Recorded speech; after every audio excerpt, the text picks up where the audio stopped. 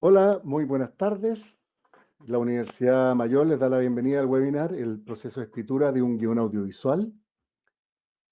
Hola a todas y a todos. Gracias por conectarse a este segundo webinar del ciclo de Laboratorio de las Artes 2020, que es un programa de la Vicerrectoría de Investigación de la Universidad Mayor que busca generar espacio de reflexión y diálogo en torno a la cultura y las artes. Hoy conversaremos sobre el proceso creativo detrás de la escritura de guiones cinematográficos, los distintos paradigmas de escritura y la importancia del desarrollo de métodos autorales para la obtención de proyectos originales para la industria del cine. El día de hoy nos acompaña en primer lugar Camila José Donoso, que es directora y guionista de cortometrajes y largometrajes de ficción y documental, directora y guionista de Naomi Campbell el 2013 y de Casa Rochelle el 2017, ambas películas premiadas y que han participado en bastantes festivales. Y está con un tercer largometraje no estrenado que se llama Nona, si me mojan, yo los quemo, del 2019. Hola Camila, ¿qué tal? ¿Cómo estás? Hola, Guillermo, bien, ¿y ustedes? Bien, bien. También está con nosotros Hernán Cafiero, director, productor y guionista de películas y series de ficción. Él es ganador del Emmy Internacional 2018 con su serie Una historia necesaria.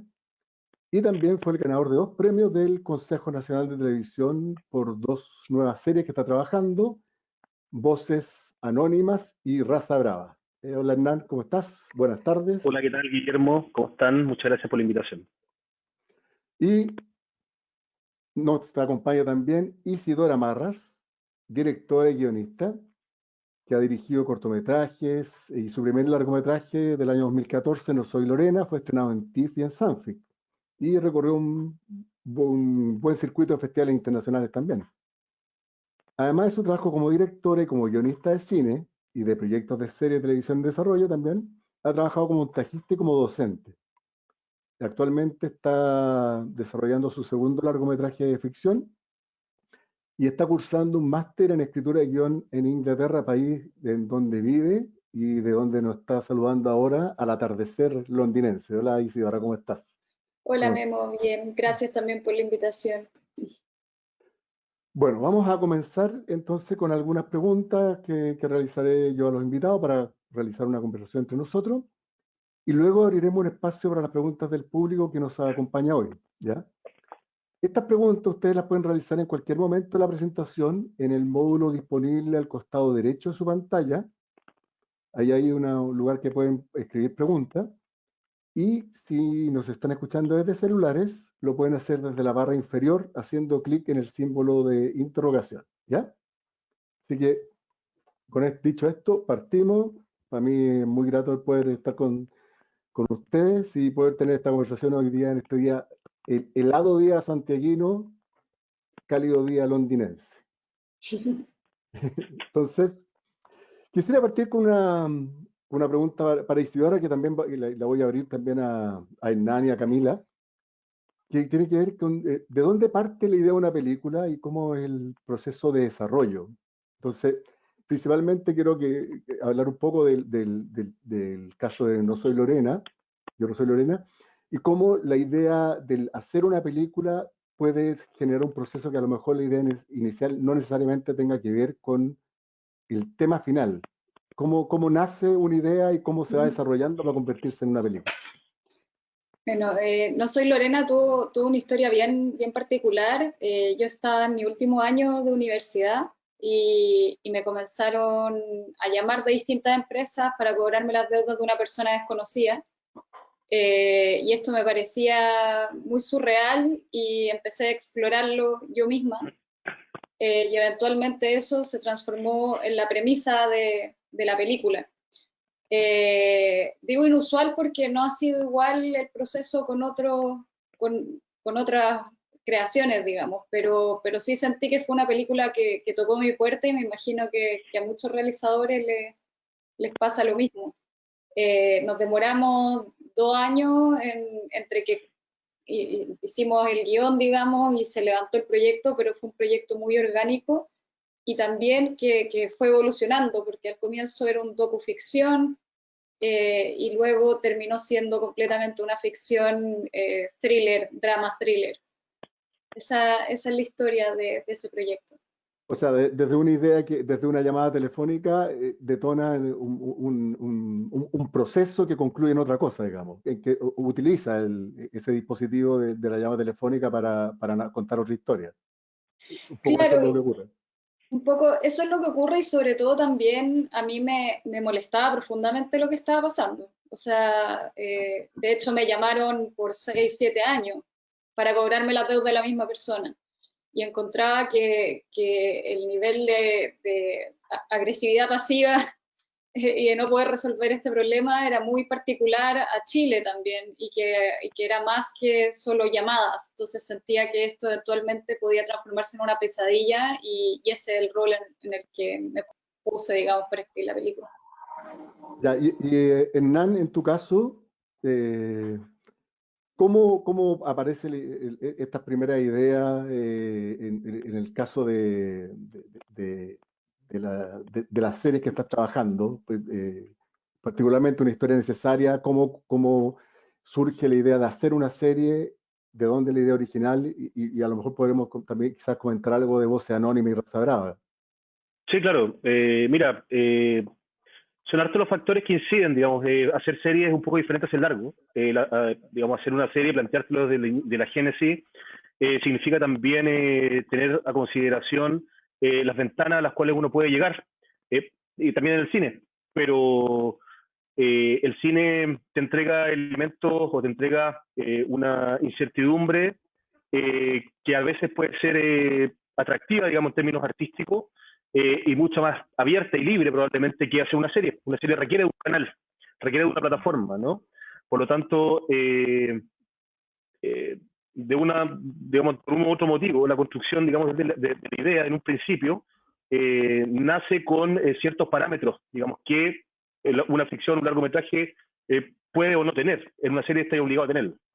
Entonces, eh, nosotros, por ejemplo, en Historia Necesaria, lo que hicimos fue evidenciar que existían ciertos elementos eh, históricos, digamos, que no se habían tratado a nivel audiovisual, y desde una necesidad personal también y colectiva del grupo de cabros con los cuales trabajamos, de plasmar historias que se estaban muriendo también al momento que se estaban muriendo los familiares de los detenidos desaparecidos que retratamos en estas 16 historias que hicimos. Entonces había una necesidad, digamos, de asumir una responsabilidad histórica, político y social desde una perspectiva humilde, digamos, no pensando que nosotros íbamos a cambiar la historia de la humanidad haciendo esta serie, pero sí al menos aportar, digamos, que esas historias que tenían un valor importantísimo, digamos, para estas familias no se murieran con ellos, digamos, que ya, digamos, avanzada edad, la mayoría estaban digamos, falleciendo. Partiendo de esa base y de esa premisa, nosotros nos propusimos generar un aporte, digamos, a la concientización a través de esta obra. Nosotros sabíamos que desde esa perspectiva era muy complejo, digamos, poder realizarlo a través de un canal nacional. Entonces lo hicimos a través de una postulación de fondo del CNTV. Estábamos en lo cierto porque cuando nos adjudicamos el CNTV fuimos los únicos en la historia del fondo CNTV que no estrenamos una pantalla abierta, un canal abierto, porque ningún canal lo quiso. Entonces lo que tuvimos que hacer fue, digamos, llegar a un canal de cable, ¿cachai? Para poder proyectarlo. Entonces, la génesis particularmente de Historia Necesaria tiene que ver, primer momento, por una necesidad, digamos, de responsabilidad que nosotros consideramos. Segundo, también tenía que ver con un momento, digamos, profesional en el que estábamos viviendo, porque la serie que nos acabamos de adjudicar, que es Raza Brava, la hicimos y la desarrollamos mucho antes que Historia Necesaria. Pero como no teníamos la expertise de hacer series, a pensar en ganarnos ese proyecto antes, claro, efectivamente era poco probable, entonces también hubo una visión en el momento de pensar en una idea, en un proyecto, en función de la situación real en la cual donde estábamos parados, es decir, postular un proyecto de 480 palos, ¿cachai? A diferencia de uno que costó 70, ¿cachai? Para la situación en la que estábamos, probablemente era mucho más retroceder. Las ideas, por lo menos en series, para nosotros son como articular no solamente desde el espectro artístico, sino que también desde el tema de producción, etcétera. O sea, inmediatamente nace la idea de la serie y empieza a articularse la plataforma, digamos, de distribución. Es un proceso paralelo que está diciendo. O sea, nosotros no concebimos, por lo menos en la gestación de la serie, pensar en un proyecto sin pensar en a dónde vamos a llegar finalmente. O sea, nosotros pensamos en qué tipo de plataforma queremos llegar. O sea, si queremos llegar para televisión local, queremos llegar para televisión regional, comunitaria, o bien queremos llegar a plataforma, ¿cachai? Son diferentes formas de concebir desde el guión. De acuerdo, de acuerdo. Y en el caso tuyo, Camila, porque lo interesante aquí de este panel, además, que también hay un grupo diverso de procesos, digamos. El caso tuyo, Camila, tu primera película, por ejemplo, Naomi Campbell, de la idea de la película, la escritura de este guión, que además es una película, para los que no lo han visto, que ha estado en festivales de ficción y en festivales de documentales. Es una película que ha tenido como que un lugar un poco desde donde trabaja Camila, que esta dualidad. Entonces, ¿cómo trabajas tú esta primera idea para ir desarrollando un guión? Bueno, así como para partir, yo creo que es de los mismos personajes. O sea, un cine muy de retrato de personajes y que está muy relacionado a la forma que tengo de trabajar con ellos también, con ellas. En el caso de Naomi Campbell fue, bueno, inspirada en una situación que eran los cafés con piernas, que de hecho nos presentan a la verdadera Naomi Campbell, que no actúa en la película, y también como en la observación de la realidad de las cosas que estaban pasando, como las primeras mujeres negras que llegaban a Chile, años 2011, 2012.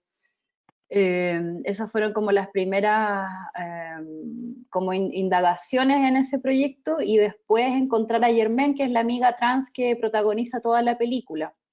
Y como no tiene un proceso de desarrollo tradicional, en el sentido que no es como un guión que se escribe y se sale a filmar inmediatamente, eso también nos permitía explorar mucho más qué podíamos hacer con nuestra amiga o con la protagonista, en el sentido de que hubieron muchas cosas que son ficcionadas totalmente, que están escritas en base a ideas y cosas que se van conversando, pero hay otras que son autorrepresentaciones de ella misma, recreando cosas que vivió en el pasado, como actuándose a sí misma.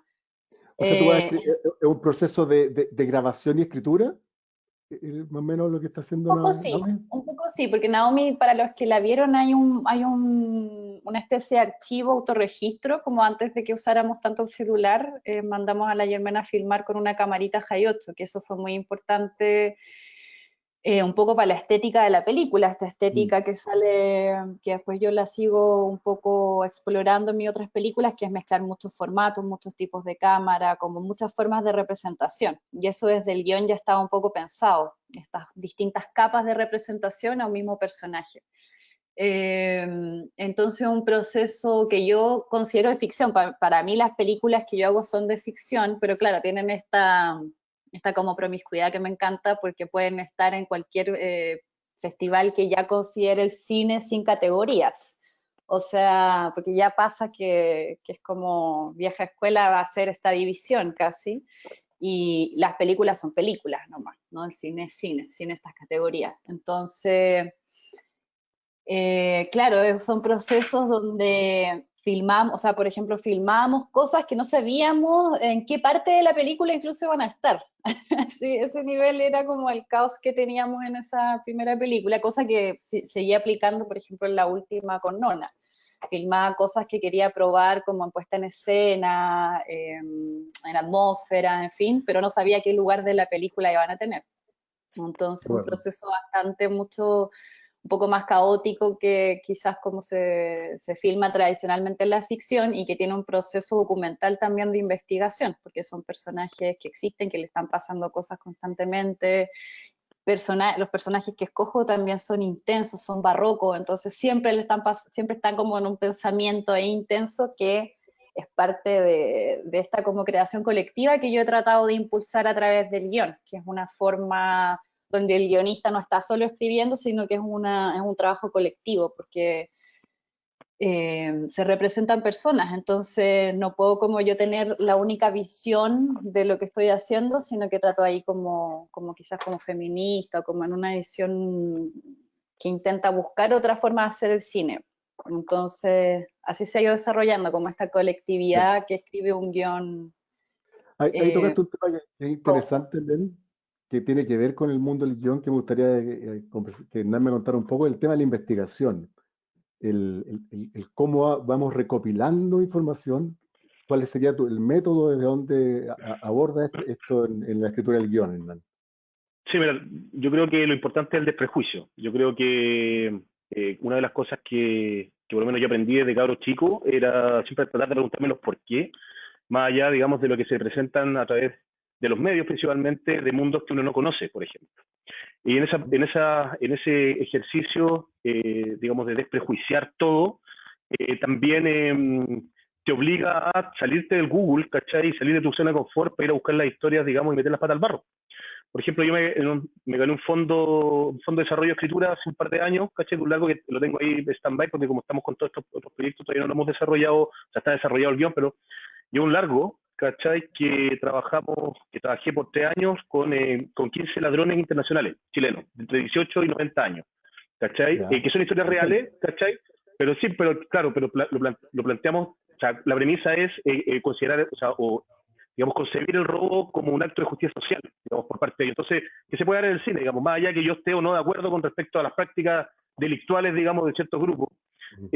Nosotros lo planteamos desde esa perspectiva, que es la perspectiva que ellos también imponen y que ellos también van promoviendo de generación en generación.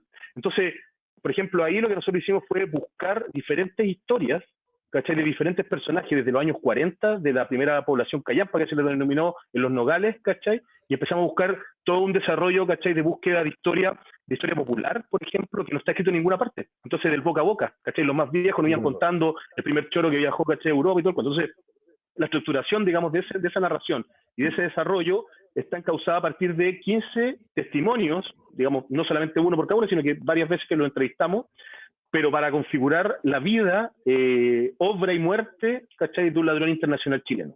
Entonces fuimos acomodando todas esas historias, digamos, en un personaje. Entonces, ¿es una historia basada en historias reales? Sí, pero no es una historia real porque en realidad lo que hicimos fue como... Y desde ahí, claro, o sea, es como un poco la premisa que nosotros utilizamos para el proceso de investigación. Yo vengo al documental, digamos, esa es mi escuela inicial. Me pasó también que haciendo documental me di cuenta que al momento de llegar a la ficción, sentía que todo lo que se me imaginaba en algún momento realmente lo podíamos hacer, pues, ¿cachai? Que una vez que en el documental es súper heavy, porque o sea, a mí me tocó muchas veces estar metido en temáticas que se te van modificando, que son relatos corales de documental, ¿cachai? Que se te van modificando y que de repente se te cae todo y después tenés que rearmarlo, tenéis 7, 10 versiones de guión. Fue mucho más fácil, digamos, llegar para mí a la ficción después de haber pasado por el documental. Entonces, y aplicando también los mismos conocimientos de los procesos investigativos para poder lograr lo que queríamos puntualmente, fue algo súper atractivo, digamos, de hacer. Y no ha ido bien, digamos, en esa figura. Súper. Y tú, Isidora, ¿cómo han sido, enfrenta los procesos de investigación cuando escribes? De conocer los mundos, porque uno se mete en mundos que no necesariamente conoce. Totalmente. Yo creo que, bueno, varía mucho con el proyecto, ¿no? Hay proyectos que a veces ocurren en lugares en los que uno no vive y tenéis que irte a sumergir a ese lugar, y ir a hablar con la gente, y ir a buscar a los personajes que quieres recrear. Pero otras veces también son personajes que no son de fácil acceso los que uno se imagina. Entonces hay que buscar también... todo lo que nos ofrece ya la cinematografía mundial en torno a esos personajes, en documental, en ficción, también buscar, sobre todo, si existe el acceso a documentales donde uno pueda ver esos personajes en la realidad y compararlos y contrastarlos con los que existen ya en la ficción, y qué tiene de original el personaje que yo quiero. Entonces creo que es un proceso bien, por lo menos a mí me fascina esa etapa, me puedo quedar pegada mucho rato porque siento que es una esponjita que absorbe todo lo que está ahí, pero sobre todo es como dicen Nan, ese desprejuicio hacia lo que viene, y el encontrar tu posición frente a eso. Yo creo que eso es esencial y toma un rato. De hecho, yo creo que uno todavía, cuando ya entra a la escritura, estáis permanentemente como en ese ejercicio, ¿no? Y quizás van a costar algunas versiones antes de sentirte cómodo en él. Eso, pero es una gran etapa de esto. Y en ese sentido, parto por Camila ahora, tomando en cuenta este proceso de la investigación y un poco lo que estaba planteando Isidora ahora, ¿no? ¿cómo ese proceso de escritura en la búsqueda de un sello autoral? ¿Es algo que viene de manera consciente? ¿Crees que se puede reconocer? ¿Depende de la historia? ¿Depende del punto de vista narrativo? ¿Dónde crees que empieza a aparecer lo propio? Un poco conectando con lo que estaba diciendo Isidora recién, digamos, ¿no? Sí. Yo creo que a ver, puede ser una cosa estética que uno va desarrollando inevitablemente al filmar, y creo que los grandes directores, directoras se notan enseguida cuando algo están haciendo, ¿no? Uno reconoce a Lucrecia Martel, no sé, cómo sabe cómo filma, cómo encuadra.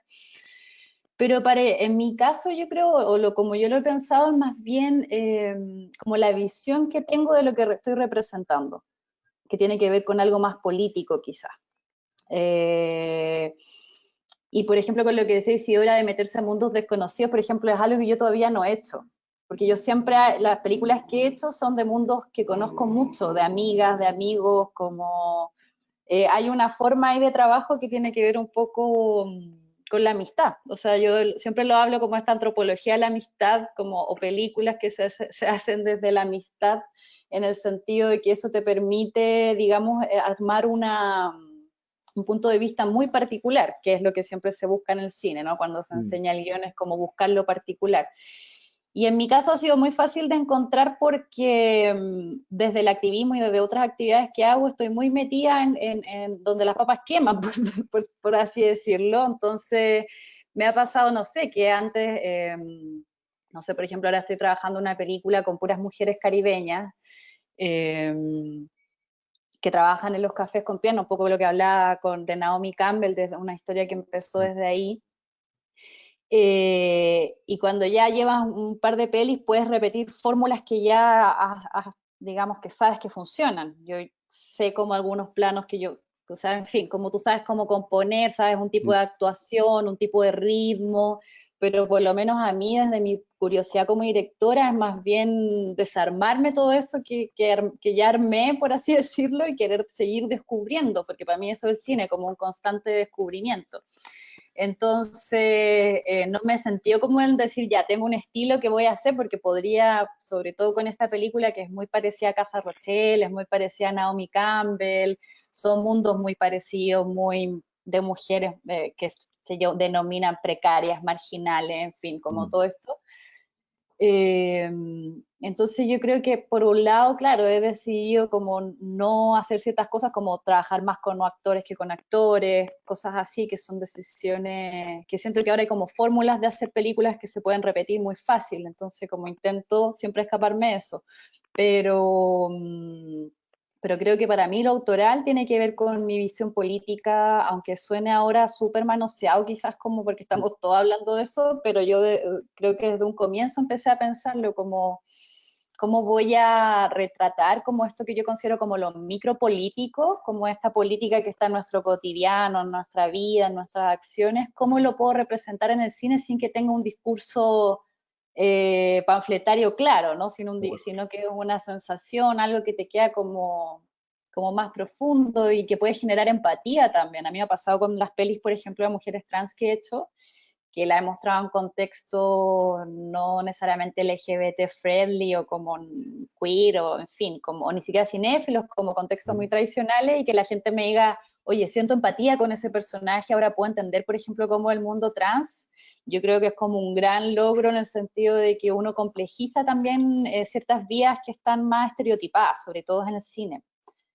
Yo creo que también una de mis grandes inquietudes era cómo desmontar clichés, estereotipos, sobre todo de las mujeres y de las mujeres trans, que estaban siempre en el ojo de los hombres, como yo veía mucho ese ojo masculino. Ya. Y en el caso tuyo, Hernán, en el proceso de la escritura, cómo empiezas a buscar que haya elementos diferenciadores, que sean, porque obviamente las obras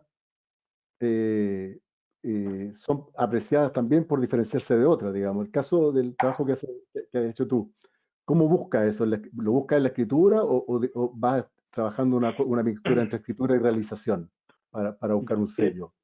Yo creo que el proceso de generación, yo creo que cada proyecto tiene identidad propia Yo creo que en la construcción de cada historia y en la proyección finalmente emocional, digamos, y subjetiva y personal con respecto a lo que uno siente de cada historia que quiere contar o cada personaje, hace que la construcción después y el lenguaje que se utilice para eso, digamos, sea coherente en función de todo lo macro. Es decir, si yo, por ejemplo, tengo, no sé, por cierta vinculación, por ejemplo, mira, en el mismo caso que te contaba de esta película, digamos, de este largo que está ya desarrollado,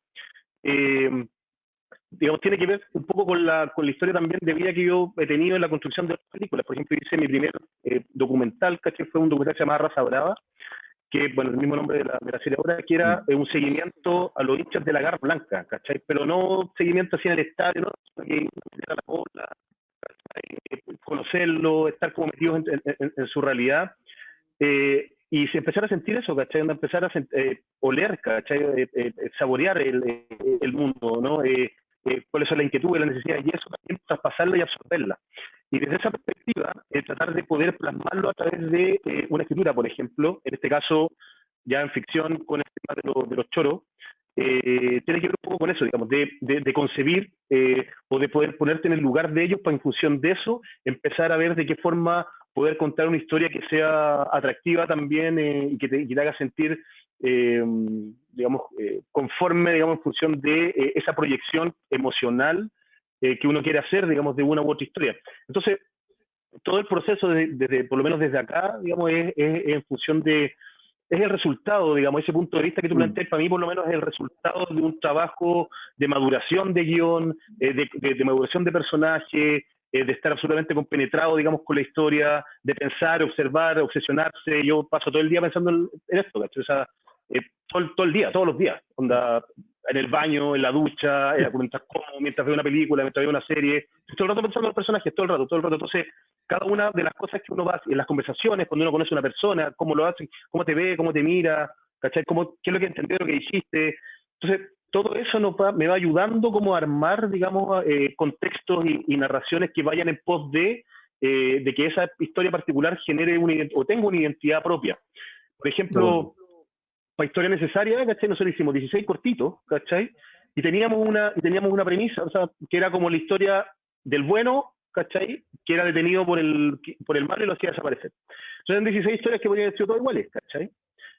Onda, efectivamente podría ser chuta, que lata, 16 veces lo mismo, ¿cachai? Entonces, el gran desafío ahí, aparte de lo que ya les contaba, digamos, de todo este tema histórico, digamos, y la correspondencia también emocional que tenéis con la familia, era cómo podéis establecer identidades diferentes para cada uno de esos cortos, ¿cachai? Cómo podéis contar y narrar en función de la emoción particular que tú queréis proyectar. Entonces, fuimos desglosando un poco las diferentes dimensiones de la tragedia, por así decirlo. Entonces, teníamos unos capítulos que son netamente dedicados a la impotencia, por ejemplo, otro a la tristeza, a la melancolía, a la resistencia. Entonces, cada uno de esos capítulos tenían una forma de contarse diferente. Por ejemplo, cuando nosotros queríamos hablar de la impotencia, lo hicimos a través de un plano de secuencia, ¿cachai? De 5 minutos, ¿cachai? Donde era la llegada de unos milicos, ¿cachai? A la casa de la familia Dorival, y que le llevaban, ¿cachai? El hermano de Historia Real. Le llevaban el hermano en la camioneta, al guatón Romo, ¿cachai? Para decirle a la mamá que le entregara al otro hermano y ahí se lo iba a devolver. Entonces, el proceso, digamos, que fue el único corto que hicimos de plano secuencia, tenía que ver netamente con la tensión que te generaba, con la impotencia, ¿cachai? Y la forma que la madre, digamos, se enfrentaba a esa situación y todo lo que pasaba dentro de la casa mientras tanto y todo el cuento. Entonces, no tiene nada que ver con el primer capítulo, que es súper onírico, ¿cachai? Que es el relato de una mujer que le escribe una carta a su esposo tenido desaparecido, y todo va en función de la carta y no de la imagen. La imagen es una puesta en escena en función, digamos, de esa carta, ¿cachai? Entonces, cada uno de esos tenía que ver, ese punto de vista tenía que ver con, digamos, en función de la emoción o la proyección emocional que nosotros queríamos hacer de cada historia. Entonces, para mí es como que cada historia es diferente, ¿cachai? Entonces, es un proceso de maduración de cada una para lograr ese punto de vista, ¿cachai? ¿Y cómo lo ves tú, Isidora? ¿La escritura va pidiendo una estructura? ¿Va pidiendo desbordar un poco los márgenes? Yo creo que hay dos tipos de escritura. La escritura que, o sea, tienen el mismo fin y al final responden a cosas parecidas, pero igual se distinguen. Una es si yo escribo una película que yo sé que yo voy a dirigir, de alguna manera como que el proceso se extiende quizás más. Por lo menos esa ha sido mi experiencia, como que está ahí, es un camino que sabéis que va a ir reescribiendo todo el rato, pero cuando tú eres guionista de una serie que es para alguien más, y tienes que construir la autoría, la visión de alguien más, es distinta la pega, aunque es la misma pega, no sé si me explico. Sí. Porque está ahí, tenéis que entrar en la cabeza de la persona con la que estáis trabajando. Y eso es un proceso distinto, porque si yo invento mi propia, bueno, la serie y los largometrajes también son bien distintos, pero si yo invento mi propia serie y le encuentro yo el formato y lo armo, puedo pasar años hasta que se haga y ese proceso me va a llevar por un camino. Lo mismo yo creo que si escribís un largo para otra persona, de nuevo, estáis trabajando depende de dónde venga la idea, bueno, hay distintos mecanismos. En Chile estamos muy acostumbrados a ser los guionistas de nuestras propias películas. Yo encuentro en lo personal que eso a veces es bueno y a veces no es tan bueno. Depende mucho de si lo estamos haciendo porque queremos hacerlo, lo estamos haciendo porque es la única opción que tenemos. Pero por eso creo que la autoría no tiene un solo camino, creo que también intercede mucha gente, es un trabajo tan colectivo, ¿no? Entonces creo que al final la autoría se consolida con la unión de todo ese equipo. Es verdad que uno como director o como creador del proyecto tiene una visión, pero que sin duda evoluciona y se consolida gracias a ese trabajo. Entonces sí, yo creo que, a ver, el guión es una herramienta de trabajo. También puede ser y también ocurre en algunas producciones que el director lo llaman a dirigir un guión, ¿no es cierto? O sea, también se da la dinámica opuesta y tiene que responder a la visión de la serie, de un showrunner. Entonces, creo que eso, que siempre tiene muchas posibilidades, pero que al final esa visión final va a estar a la salida del horno en la sala de montaje, digamos. Sí. El guión final, que es el montaje, digamos. Ahora, la Isi plantea algo que me gustaría preguntarle ahí a Camila y a Hernán, que ella plantea el tema de esto de ser realizador y guionista. ¿Les gustaría tener un guionista cuando realizan? ¿O es parte de su proceso el ser guionista y realizador? Camila, hoy te perdimos. Estoy silenciada, perdón. Ah, No, en mi caso lo veo muy difícil no ser mi propia guionista. Casi imposible hasta el momento. Sí, coescribo bastante, que me encanta. Coescribir es algo que me parece genial. Pero como por la naturaleza y la forma que tengo de hacer las películas, no me imagino cediendo completamente ese paso, porque de alguna forma a mí me encanta el proceso de guión, de hecho, entonces tampoco lo podría como tercerizar, no sé. Y hago mucho como de trabajo de investigación, que es parte del guión, entonces no me imagino para nada saliéndome. Ahora, por ejemplo, estoy escribiendo series y como cosas por encargo y ha sido todo un desafío también. Y al final termino metiendo mucho mis cosas, no sé, y convenciendo al resto de que son necesarios. Entonces, todavía no hago como ese ejercicio realmente, pero nada, eso, no tengo mucho más que decir que no, que todavía no suelto ¿y tú, Hernán? el ¿Cómo guión. es tu caso? Sí, o sea, yo he tenido que hacer las cosas que he tenido que hacer y por necesidad, digamos. O sea, creo que efectivamente en el mundo, si nosotros tuviéramos una industria real, digamos, probablemente podríamos estar pensando en guiones, en guionistas que nos entreguen, digamos, ciertos trabajos que puedan ser representados a partir de la dirección.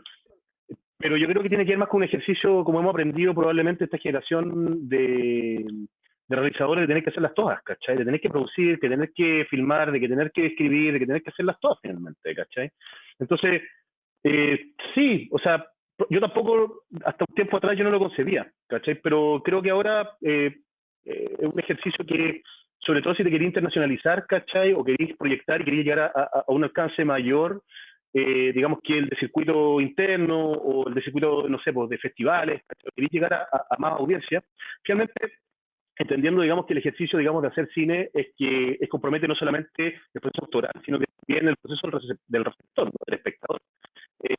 Y yo creo que, claro, a veces se complica porque hay algunos realizadores que piensan que, y digamos, y está bien que lo piensen, de que pensar, digamos, en la audiencia es cambiarse a lo comercial, ¿cachai? Cuando efectivamente el proceso, digamos, de realización, tanto en cine, tanto en serie, como cualquier obra, requiere de alguien que te esté mirando, ¿cachai? Y en ese proceso, digamos, es la proyección de emociones, la que cualquier obra artística también cumple, digamos, su rol cuando se ejecuta, ¿no? Y esa ejecución tiene que ver con quién te mira, o, digamos, o con el espectador o el receptor final. Entonces, efectivamente, sí. Yo, por ejemplo, ahora cerramos hace un par de meses con una firma gringa, ¿cachai? De la cual yo soy el representante, digamos, de la firma, y yo no estoy solamente obligado a desarrollar mis proyectos, sino que me he visto la obligación también de ir a buscar nuevos proyectos. Y me exigen, ¿cachai? Buscar nuevos talentos y buscar no solamente guionistas, sino que también directores que puedan ir. Entonces, he tenido que enfrentarme a este proceso de no necesariamente yo dirigir esos proyectos, sino que de ir buscando y armar como especie de rompecabezas, hacer la pega también de producción ejecutiva, ¿cachai? Cosa que por lo menos acá en Chile hasta este momento y yo creo que hasta todavía es imposible de hacer. Lo que pasa es que cuando pensamos en mercados que son latinoamericanos, por ejemplo, en la gestación de proyectos de series y de largometrajes para plataformas, los procesos, digamos, son un poquito más colectivos, digamos, de lo que nosotros estamos acostumbrados a hacerlo en Chile, ¿cachai? Entonces, me estoy enfrentando justamente a eso ahora, ¿cachai? De tener que armar el grupo y hacerlo, digamos, y ver qué guionista tiene una idea y en función de eso qué director puede ser, digamos, para ir cuajando y hacer orgánico, digamos, todo un proceso que yo encuentro más complejo que incluso para que algo quede bien, digamos, porque nosotros somos unos vendedores de humo hasta que sale el máster final, ¿cachai? Entonces, al final lo que resulta todo esto es solamente una especie, digamos, de establecer, digamos, o ser capaces de congeniar diferentes tipos de subjetividades, ¿cachai? Y esa es muy, muy compleja en todo ámbito, y sobre todo cuando tenía el control personal, digamos, y minucioso de cada uno de los detalles, ¿cachai? Eso. Sí. Mira, hay una pregunta de Gregorio Chepeler que dice, ¿cómo trabajan los diálogos? ¿Por qué en Chile la redundancia entre imagen y texto sigue siendo tan redundante? ¿Quién va primero? ¿Cómo trabajan los diálogos? Después, si quiere la dividimos en dos, digamos, porque a lo mejor, porque el otro también puede ser. ¿Cómo trabajan los diálogos? El caso tuyo, Isidora, ¿cómo trabajan los diálogos? Oye, es que es difícil la pregunta, igual. Yo creo que es difícil lograr siempre buenos diálogos. Yo trato de ocupar el diálogo lo menos posible. Mi pregunta va a ser muy estándar, o sea, mi respuesta, perdón, va a ser muy estándar. Yo trato de ocupar el diálogo lo menos posible y trato de hacer un estudio igual de registro. O sea, como el encontrar la manera de hablar un personaje, para mí es una investigación igual. O sea, es como una etapita adicional dentro de eso. Entonces, de nuevo, creo que ahí es fundamental cómo acercarse a dónde están esos personajes en la vida real, escucharlos, bañarse, y de ahí traerlos. Siendo que uno siempre dice que en el guión deberían hablar como las personas en la vida real, pero sin embargo el diálogo nunca va a ser igual a un diálogo en la vida real. Entonces, ahí encontrando el equilibrio. No tengo la pólvora para esta. Y tú, Camila, en tu caso, ¿cómo trabajas? Porque tú tienes otro esquema de trabajo que es mucho más libre. Entonces, Sí, sabes que ¿escribes escribo diálogo? harto los diálogos, es mi parte favorita, de hecho. Mira, Porque por esto mismo de trabajar con gente tan rica para hablar, como que exuda verborrea, para mí es muy fácil escribir los diálogos de mis personajes, salen muy rápidamente, y lo interesante es que también que tengo este ojo de encontrar personas más poéticas, entonces con su propia filosofía. Entonces me ha pasado también que, por ejemplo, con Naomi Campbell, Casa Rochelle, Nona, las 3 últimas pelis que he hecho, son un poco también transcripciones los diálogos. Entonces yo siento que hay un retrato, yo le digo como el retrato de la palabra, porque definitivamente para mí escribir diálogos tiene que ver también con retratar formas de hablar, por ejemplo, en el caso de mi abuela era muy interesante cómo ella hablaba, cómo contaba, cómo a través de imágenes, de dichos, de historias chilenas que se van dando vuelta, que siempre son un círculo, como a través de incluso del diálogo empecé a descubrir la propia estructura de la película. Eso me pasó a mí, por ejemplo, con Nona. De decir, oye, mi abuela tiene una forma de contar, porque, bueno, para los que no saben, la protagonista de esa película es mi abuela, pero ella está actuando, o sea, no es un documental, es una ficción actuada por mi abuela, pero inspirada obviamente en su personalidad, en su forma de ser, como yo creo que todos tenemos abuelas increíbles y que las abuelas siempre son como un gran material de diálogos y de cosas, ¿no? Entonces, con ella era muy fácil, o sea, escribir y después que actuara sus propias palabras era un trabajo súper, pero sí había el guión, o sea, sí estaba el guión en el tal momento, decir tal cosa, no era como solo improvisación, que a veces piensan que yo hago solo improvisaciones con los actores, pero no, hay mucho de escritura, y por ejemplo ahora me pasa que estoy escribiendo una película de época, que está como ambientada en el 1850, y eso sí que es difícil de escribir. Y ahí me encuentro en una encrucijada de investigación enorme. Y ahí estoy trabajando, lo que yo hago mucho es trabajar con los relatos orales. O sea, estoy haciendo una investigación casi que antropológica en el territorio donde estoy trabajando. Estoy entrevistando a todas las nietas de las abuelas que vivieron en esa época, que me cuenten historias de sus abuelas, de cómo contaban las cosas. Entonces yo con eso, con ese material recién, estoy como empezando a crear cómo se hablaba en esa época. Obviamente leyendo textos de la época, en fin, pero también creo que hay que tener ojo con cómo se quieren construir los diálogos, porque, por ejemplo, si vemos películas de Raúl Ruiz, o yo lo intenté hacer un poco con Casa Rochelle, los diálogos no siempre tienen sentido y no siempre son como esto que dice el amigo ahí, ¿cómo decía? Que eran como repetitivos, ¿qué palabra usaba? Redundantes. Redundantes. Con la imagen, claro, que son como estos diálogos informativos, ¿no? Que te dan como la información que por imagen o por sonidos no se logra, entonces como una complementación de la información que debería tener una escena, por ejemplo. Y en el caso de Raúl Ruiz o otro tipo de cine no buscan ser realistas, son diálogos que buscan la poética, buscan otras cosas, entonces yo creo que también eso es bueno saber. Por ejemplo, yo ahora me quiero alejar cada vez más del realismo. Estoy aburrida de tener de hacer cosas realistas y quiero hacer cosas más, estoy leyendo ciencia ficción, estoy así como en esa, y digo, qué entretenido también construir como otra forma.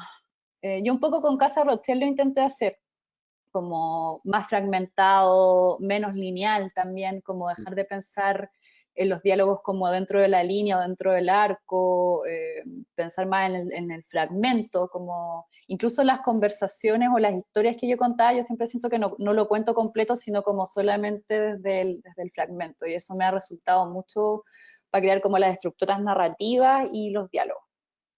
Y en el caso tuyo, Hernán, ¿cómo lo has planteado, sobre todo, por ejemplo, en una historia necesaria que dice que ya desde un punto de vista de lenguaje tuvieron que trabajar 16 historias que más o menos contaban lo mismo en una misma época? ¿Cómo fueron trabajando la construcción de los diálogos? Fue súper complejo, principalmente porque teníamos muy poco tiempo para hacerlo, ¿cachai? Teníamos que tener una capacidad de síntesis importante, y con lo que eso significa también de no caer, por ejemplo, en algunas cosas que es muy fácil de caer para la temática, digamos, para el tratamiento de la tragedia, ¿no? No podíamos caer en el morbo, no podíamos caer en el melodrama. Una cosa, una historia necesaria en capítulos de 3 minutos, ¿no? 5 minutos, claro. 5 minutos, claro. Pues, es que no lo habíamos dicho ese dato que es más o menos relevante, digamos. Sí.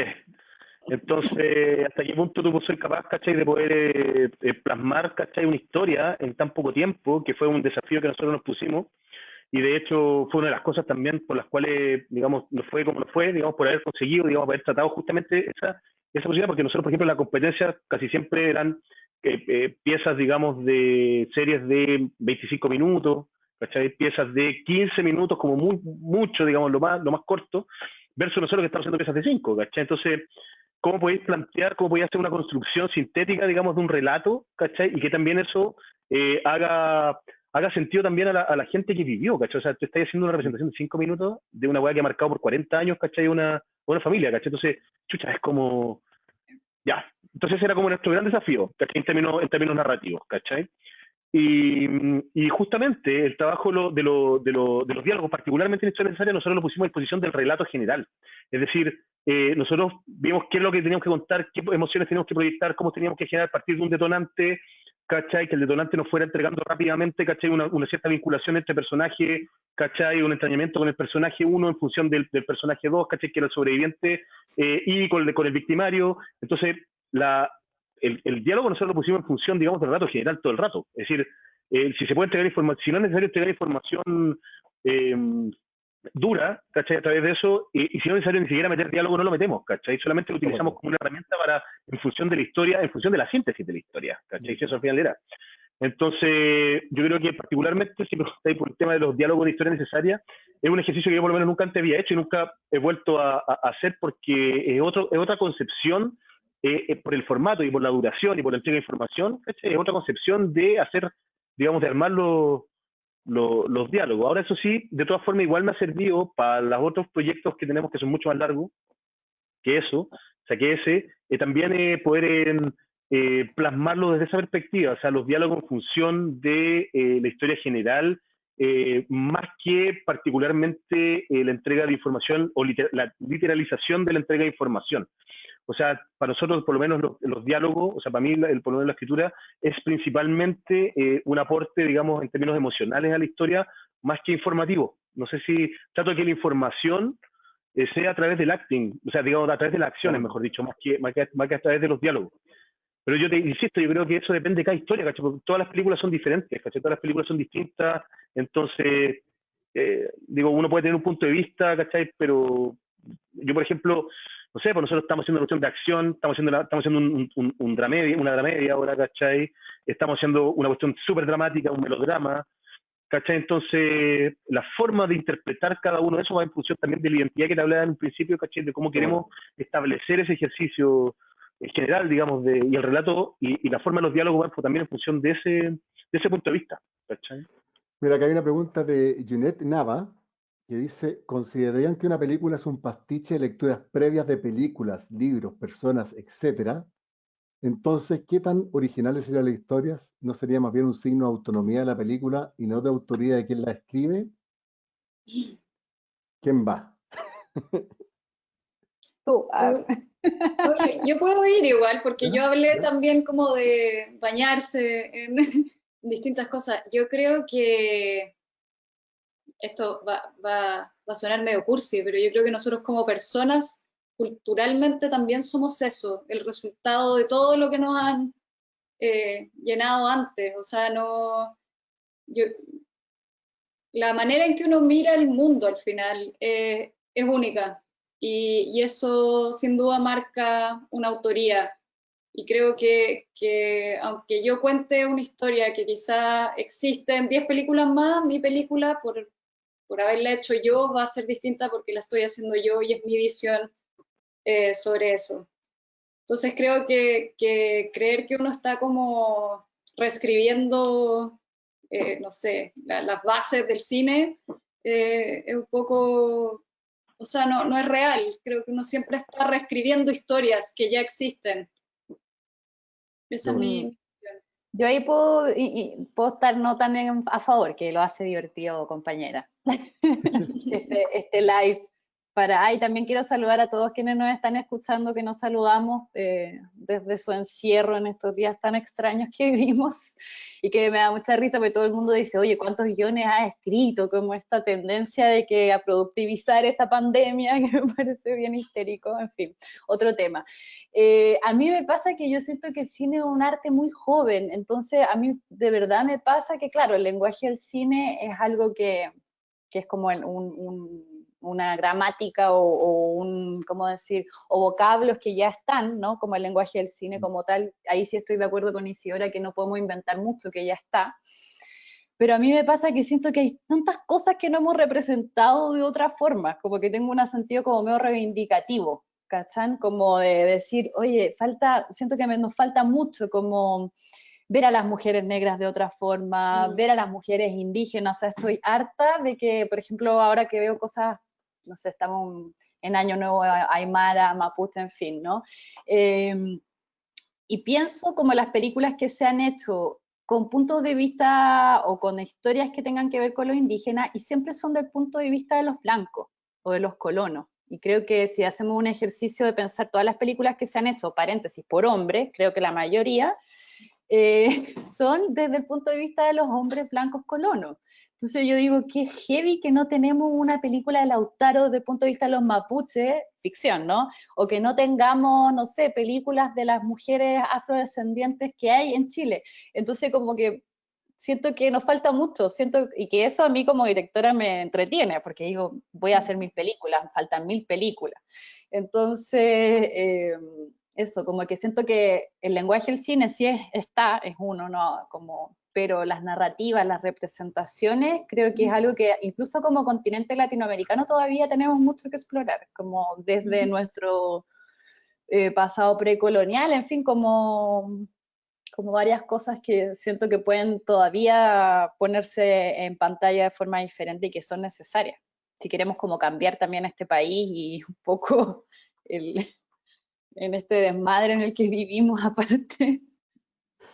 Sí, Memo, puedo. Ay, ¿Sí? perdón, es que quería cerrar eso para después darle la pasada a Hernán. Es que yo estoy totalmente de acuerdo. Creo que el tema es que desde dónde se cuenta. Entonces yo creo que las historias, cuando te hablo de historias que ya están contadas, no hablo solo del cine. De hecho, creo que la forma del cine todavía puede ser muy explorada. Hablo de la literatura, de las artes en general. Pero esa historia de amor o esa historia de crimen o la historia que sea, si la cambiáis de punto de vista, que es el que la cuenta, ¿no es cierto? O el creador, eso es lo que la hace única y eso abre toda la representatividad posible. Y ahí estoy, o sea, más que de acuerdo contigo o sea, claro, ponte tú una película como Blowout, o sea, ¿cómo se llama? La de este chico, una película de terror de un chico afroamericano que llega a la casa de la novia, creo que es Blowout. ¿No? ¿Cómo se llama? No, perdón, Get Out, es Get Out, no, me equivoqué.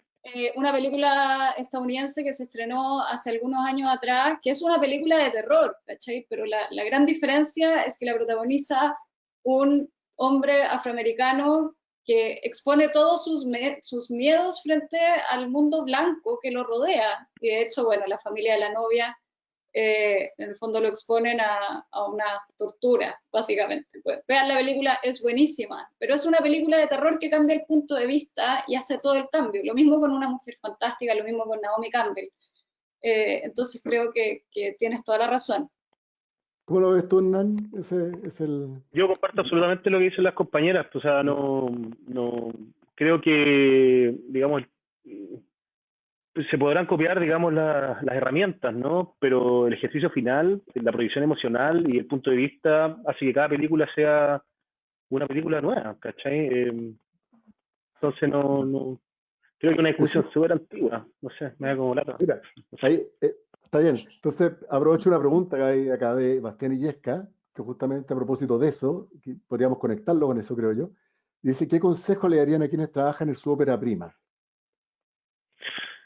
Voy yo. Yo creo que, bueno, y probablemente me maten mucho lo que voy a decir, pero yo creo que si hay un tema que yo he visto en los cabros más jóvenes que están recién partiendo y todo el cuento, es que quieren ser súper creativos y quieren ser como súper abiertos y tener un lenguaje único y que sean reconocidos y todo el cuento. Yo creo que lo principal, digamos, es amar lo que hacen, digamos, amar contar historias, amar narrar historias, ¿cachai? Y no complicarse la vida tanto, digamos, en su primera película. Yo creo que el cine es un proceso, es un oficio, digamos, que se aprende mucho, mucho de la experiencia, más allá de lo que te enseñan en el aula. Por lo tanto, todos los procesos que uno vaya viviendo probablemente te consoliden, no en tu primera película, ¿cachai? Te consoliden en la segunda o en la tercera.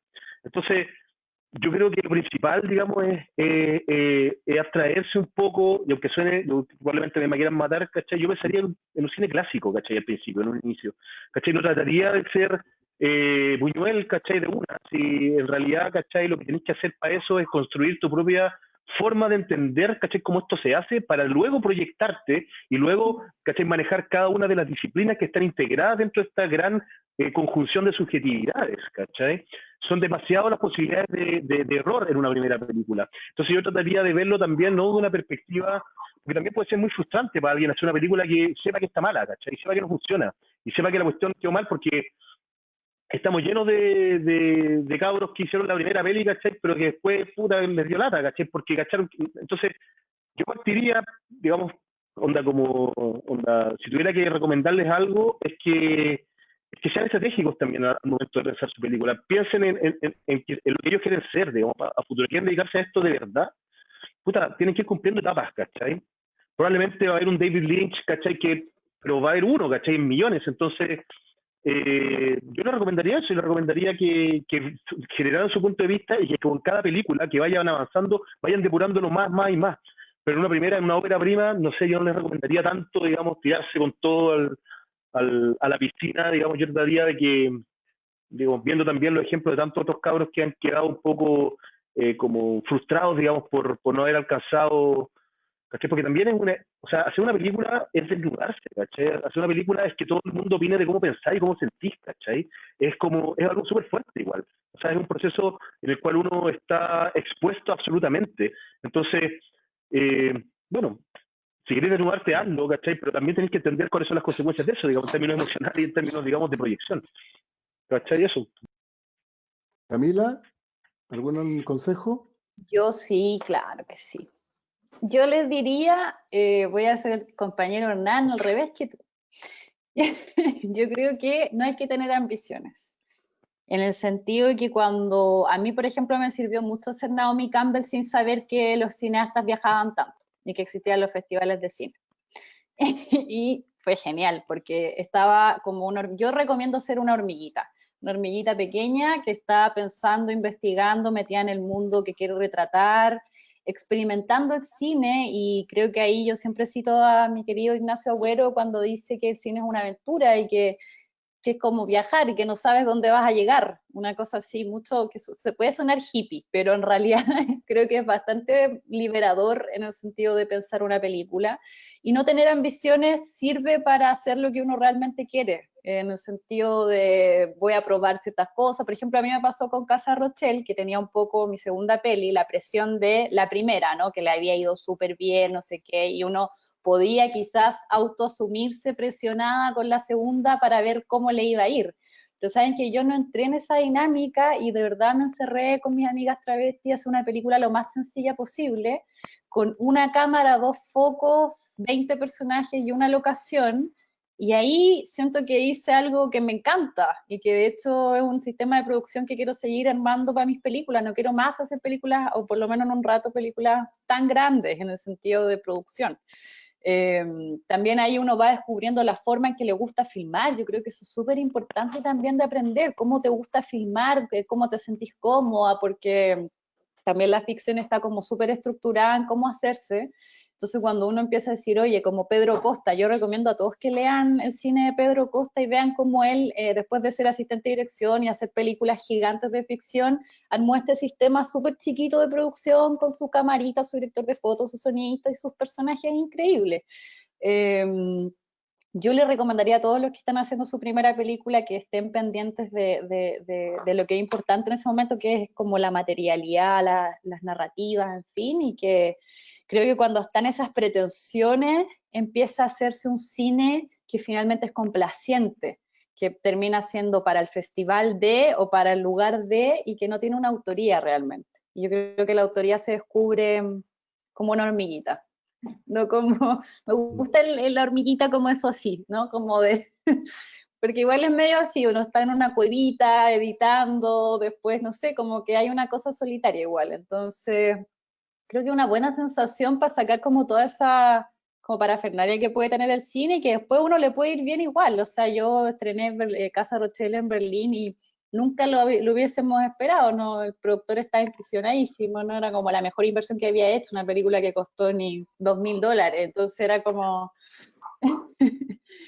una muy buena inversión con muy buenos resultados y yo sin ninguna presión. Y creo que es bueno trabajar así, sin tanta estrategia, sin saber dónde llegar, como más explorando el cine. ¿Puedo hacer una pequeña acotación con respecto a lo que dice la Camila? Yo creo que sí, pero efectivamente hay un tema de necesidades, ¿cachai? De los cabros que van a salir al campo laboral, ¿cachai? Que no siempre tienen la posibilidad, ¿cachai? De poder hacer pelis o segundas pelis, ¿cachai? Desde esa perspectiva. Por lo tanto, los pasos que tienen que dar tienen que ir de una u otra forma sobre seguros, ¿cachai?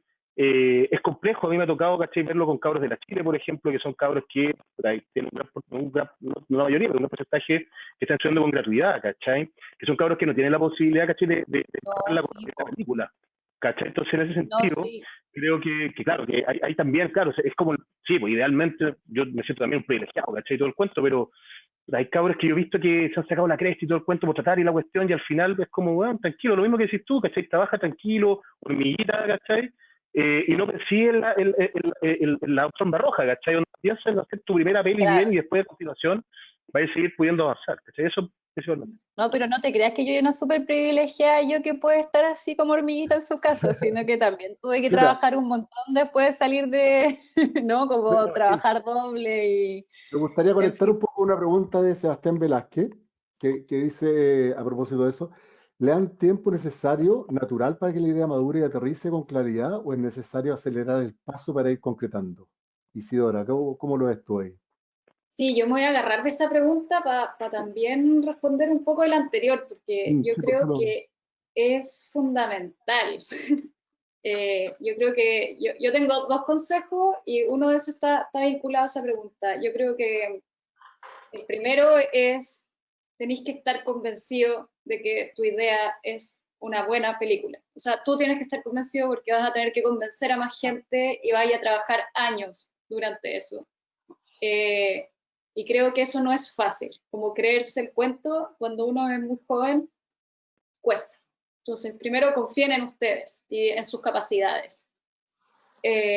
Segundo, creo que hay que darle tiempo a las ideas, tener un buen guión o incluso, no, ni siquiera hablemos de buenos guiones, hablemos de guiones filmables, de los que va a salir una película, porque tener una película en un guión, no todos los guiones tienen película, también pasa eso, o sea, hay como camino, no es fácil, y yo creo que les aconsejo que si ustedes no, si su fuerte no es escribir, es que busquen un guionista o co-guionista para escribir con ustedes. Creo que es muy importante tener un buen guión, sobre todo cuando uno está empezando, porque no hay plata para hacer película en general. Entonces, mientras mejor esté el guión, más claro es cuánto hay que gastar y también, bueno, eventualmente creo que tienen que pensar en qué amigos tienen que los rodean, que estén interesados en los otros roles de la producción. Entonces, ser estratégicos también con eso, porque al final así se va armando para adelante. Yo tuve mucha suerte en mi momento con No Soy Lorena, porque llegué a Pancho Valle, un productor de Don Quijote Films, en ese minuto, y Pancho me conectó con todo el mundo y fue un acto de generosidad enorme, entonces armó un equipo increíble.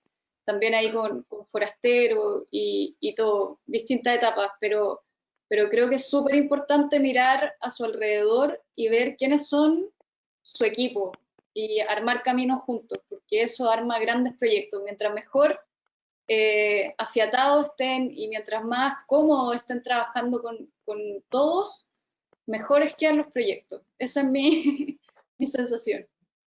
Hernán, ¿algo que agregar al respecto? Es que yo siento que como que hubo una pregunta nueva, pero no caché cuál era.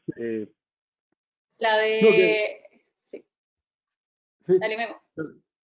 No, que yo tengo medio perdido porque justo lo hice y es que nos queda pocos minutos además, entonces prefiero ir a que no logro encontrar quién la hizo, pero está por aquí, que tiene que ver justamente un poco lo que relaciona la ICE entre la primera película, rodearse de gente que te apoye, creer en tu proyecto, pero había una pregunta que andaba dando vuelta por ahí, se me perdió, que tiene que ver con los fondos en Chile. ¿Qué tiene que mejorar en los fondos en Chile? ¿Cómo podemos mejorar? ¿Qué debería mejorar en los fondos para que más proyectos, más guiones lleguen a ser películas? O sea, yo creo que debería entenderse, digamos, la cultura como una necesidad básica, digamos, de la sociedad. Y partiendo de eso, la consolidación, por ejemplo, sin querer ser profetario, una nueva constitución debiese estar, digamos, plasmada, ¿no? O sea, no solamente a través, digamos, de la promoción de nuevas obras, sino que también a través, por ejemplo, de lo que se está viendo ahora con el tema de TVN, por ejemplo, ¿cachai? Como la televisión pública. No considerar, se me estoy yendo por las ramas, pero tiene que ver todo con lo mismo, no considerar, digamos, la libertad de expresión como nuestro eje de lucha, ¿cachai? Cuando la libertad de expresión solamente la pueden dar unos pocos, ¿no? Es el derecho a comunicar, el derecho a escuchar, el derecho, digamos, a enterarse y el derecho también a poder comunicar. Y eso tiene que ser garantizado por una constitución. Porque al final la libertad de expresión la pueden emitir solamente los que tienen las lucas para poder hacerlo, digamos, a través de los medios, digamos, que lo pueden hacer. Tanto en el cine como en la televisión, ¿cachai? Entonces yo creo que es un giro un poco más complejo, digamos, que cambiar un fondo o inyectar más lucas, ¿cachai? Si está considerado y está validado por todos los chilenos de que esto es algo, digamos, que nos pertenece, que nos hace crecer, digamos, y nos permite poder plasmar también una identidad de pueblo, ¿cachai? Que por mucho tiempo nos costó agarrar, que yo creo que hasta el 18 de octubre yo al menos no la tenía, digo, como sentirme realmente representado, digamos, en este Chile. Va a ser muy difícil, digamos, poder lograr concebir una promoción o una ayuda, no ni siquiera una ayuda, digamos, una promoción, digamos, de la cultura en todos los niveles, no solamente desde el audiovisual. Ahora, el audiovisual probablemente es de todas las artes la más cara, ¿cachai? Entonces, efectivamente, se necesita más recursos, ¿no? Y luego, por eso, a partir de eso, desde la otra perspectiva, ya, por ejemplo, lo que promueve Corfo, si estamos hablando de los fondos, hacer promoción también, digamos, de la posibilidad de darle más beneficio a los realizadores de poder generar películas que no sean solamente para el consumo local, ¿cachai? O sea, que sean también, que tengan la posibilidad de poder viajar a otras latitudes, y no solamente a festivales, sino que a través de la consolidación en otros mercados. Por ejemplo, qué sé yo, acá en Colombia, ¿cachai? Existen una cantidad de beneficios, digamos, para la inversión, para las coproducciones extranjeras, que acá no existen. Y teniendo nosotros, digamos, una cantidad de elementos, no solamente el talento artístico, ¿cachai? Que digamos que es súper bien visto en todo el mundo, el talento de los técnicos, acá es de primer nivel. Las locaciones que tenemos, ¿cachai? El talento actoral. O sea, yo tuve la suerte de ver, tengo mi torero, y la verdad es que la actuación de Alfredo Castro para mí por lo menos es la mejor actuación que tenía Alfredo Castro. Yo trabajé con él, digamos, en uno de los proyectos, creo que esta actuación es magistral. O sea, esta actuación está a nivel pero mundial. ¿Cachai? Entonces todo eso, que cada una de las películas, cada uno de los aportantes que aquí estamos incluso, ¿cachai?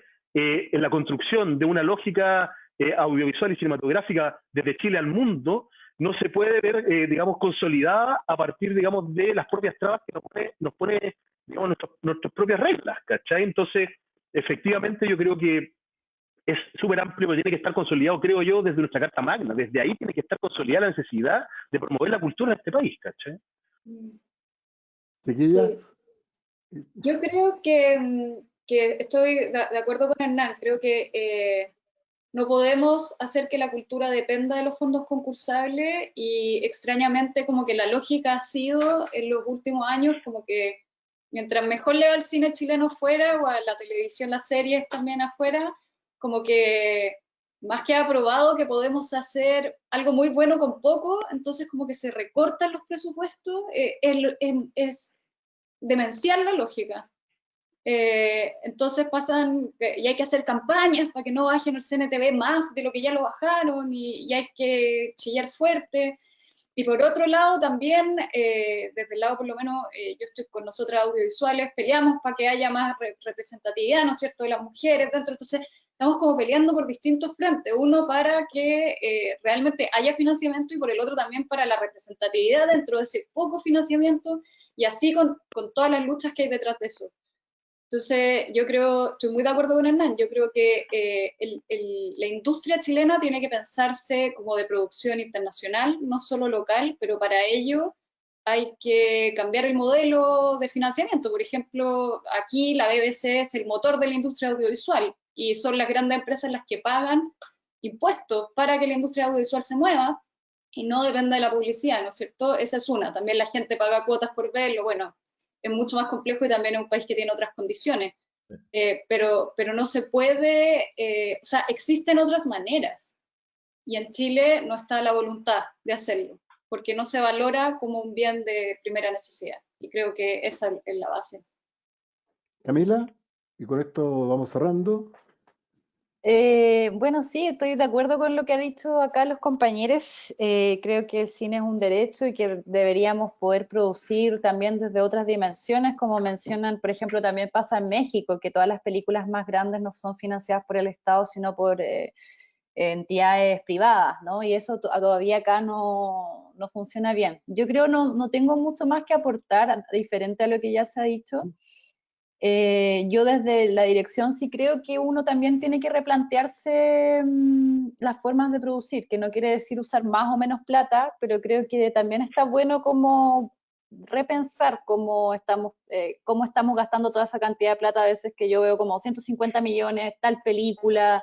No es que diga que la pueden hacer con menos, pero también creo que hay una cosa de criterio que todavía está un poco deformada y que podría cambiar, en el sentido de, no sé, este fondo de emergencia que sale ahora que es más bajo o en relación con las películas que son de coproducción, en fin, como poder ampliar también y en regiones, o sea, en regiones hay una situación súper complicada para la gente.